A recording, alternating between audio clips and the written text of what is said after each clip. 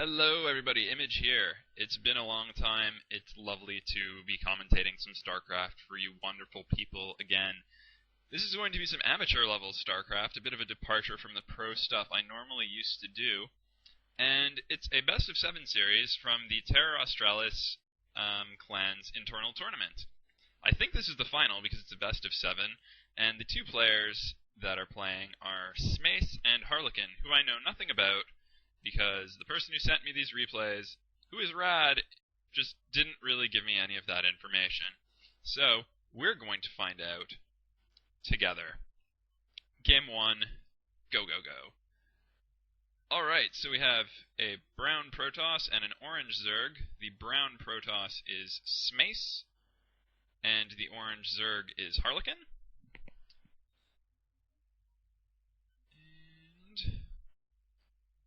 Kick the speed of the game up a bit, and off we go.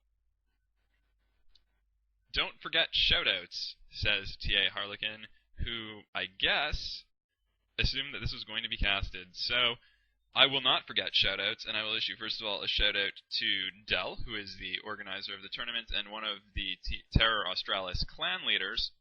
T.A. clan, one of the bigger Brood War clans in Australia, though not filled with especially great or renowned players. It's a lot of, like, D and C level ICUP players. But you know what? It's still a big community. And we have got this probe heading out to the expansion to set up a pylon in preparation for the Forge expand. We're on Heartbreak Ridge, by the way, in case you didn't recognize this map. And Harlequin's Overlord is heading toward that expansion. It's going to be able to spot that and then just tuck itself into Smace's base. That pylon has just finished warping, and meanwhile... Ooh. It's like a 9-pool gas with an extractor trick. Now, this is interesting. This is a little bit offbeat. And I'm a little bit curious as to what Harlequin's game here is. He's going to have the fast pool, but no gas, so we might see something like just a 9-pool to force the two cannons to come up here after the Forge is done building, but no Speedling break. He might be going for a 9-pool into double expand. It's more commonly done with an overpool, but it might be a bit of psychological trickery or something like that. Or there could be some nuance to this build that I just am not all that familiar with. But he has snuck a drone out to his natural expansion. He's going to expand there.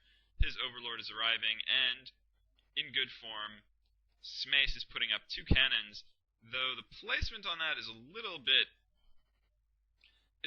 odd if there is going to be a Zergling run-by coming. Well, not so much a run-by, but if there's going to be a break at the cannons, they are pretty exposed for now. There's another pylon going up for Smace in his main. And what have we got? We've got Zerglings scouring the map, looking to get some additional scouting information. And it looks like that scouting probe has been taken out while I've been clicking around the map. It's been a while since I've done this, and my observer skills were never all that hot for doing replays, but we'll see how we go. So we're going Nexus first, which is a pretty safe approach because Harlequin's only now getting his gas. There's not really going to be any immense Speedling pressure because there are also only the 6 Zerglings out on the field. So he can get the Nexus, then get the gateway, finally give some protective coverage to this cannon with a building wall, but he's going to be able to get the Nexus up first without having to worry about any sort of Zergling harassments on his economy, and he'll get the economic lead running again. There is the gas going up for Smace, and a 3rd hatchery over at the top right position for Harlekuin.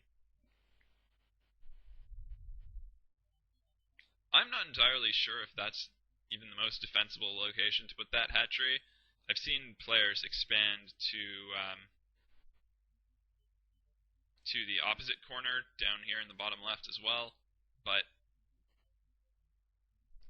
I think it's still plenty viable to expand where he did. Overlord's getting a big eye full of everything. There's the Cybernetics core going up for Smace, and the probe transfer just a couple of seconds late. Not too bad. So it's looking like it's just going to be a sort of straightforward macro economy kind of game. There is the lair going up for our Zerg player, so we might see some 3 hatchery Spire into 5 hatchery Hydralisks. We might see some early Corsairs. We've got a little bit of an idle probe here going. These are the sort of like little differences that you'll see between amateur and pro play. It's just that the amateurs don't have that sort of same psychotic degree of multitask, even though these players are both pushing quite a lot of APM right now. It's about 230 for our Protoss and 280 for Harlekuin, our Zerg. Got the Citadel, and oh, there's a Stargate too. So all very standard stuff from our Protoss player. Though normally, I think these buildings are supposed to finish at the same time, unless there's a bit of a deviation to the build here. So Protoss is going to get his first Corsair, he's going to harass some Overlords, and he's going to get the Scout, finally. Meanwhile, the Spire is going up for the Zerg, so he's going to get the Scourge out and try to control those Corsair numbers so that he can maintain some air control. The Zerglings are marauding around the map, and a Scouting Zealot might have caught that 4th hatchery going down, but it's not entirely clear. Didn't get very much information beyond that. And there's a 5th hatchery going at this 3rd base, so it is looking like it's going to be very standard. 3 hatch Spire, 5 hatch Hydras. There's the den now. So this is just some stock standard stuff that we're seeing in this first game. Cannon going up in the mineral line. I suppose just to protect against the possibility of a Mutalisk harass.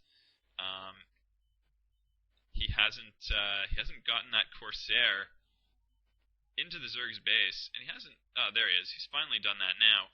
And so, in the absence of knowing whether there were going to be fast Mutalisks coming, he had to put this cannon down over here. I need to seriously figure. I need to really make these colors a little bit more distinctive.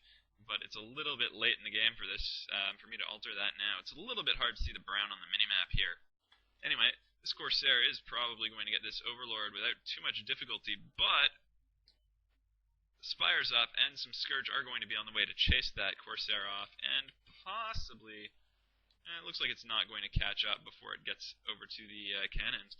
Meanwhile, a bunch of Zerglings are placed outside of this ridge. And these Scourge here are going to scout the Protoss base.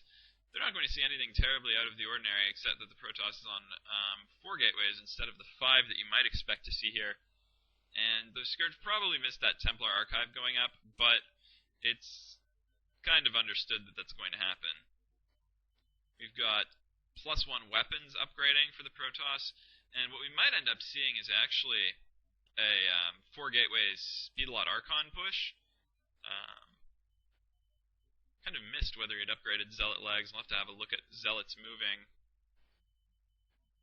Yeah, those look like Speedlots, but he's going just with a Speedlot attack. No Archons in support, and it looks like the Zerg is going to have a bunch of units to defend, but they're going to the natural, and the Zealots are coming up to this 3rd, and this could be more than a little bit problematic here. The drones are on the go, and these hatcheries are coming under fire, but here comes reinforcements, and it's quite a huge number of Zerglings and Hydralisks. Some decent control here by Harlekuin. I would have probably liked to have seen him get the Zerglings and Hydralisks in at the same time. Those Zerglings did run up ahead, and might have suffered a few more losses there than he really needed. But the Zerglings are really expendable here. They're pretty easily replaced. They've served their early game purpose. And now, if we just click back to Smace's base, he's got a Templar here. He's got just about no army. He's got Storm nearly done, but it's going to be pretty difficult for him to hold his front. against this number of units with just pure Templar, of which only one has the energy to storm right now.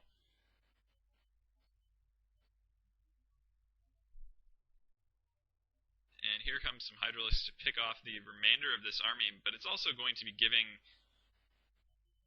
Smace some time. This, I think, is a bit of a poor move by Smace, just running his Templars into the open field like that. It's a good storm off as he loses that one, but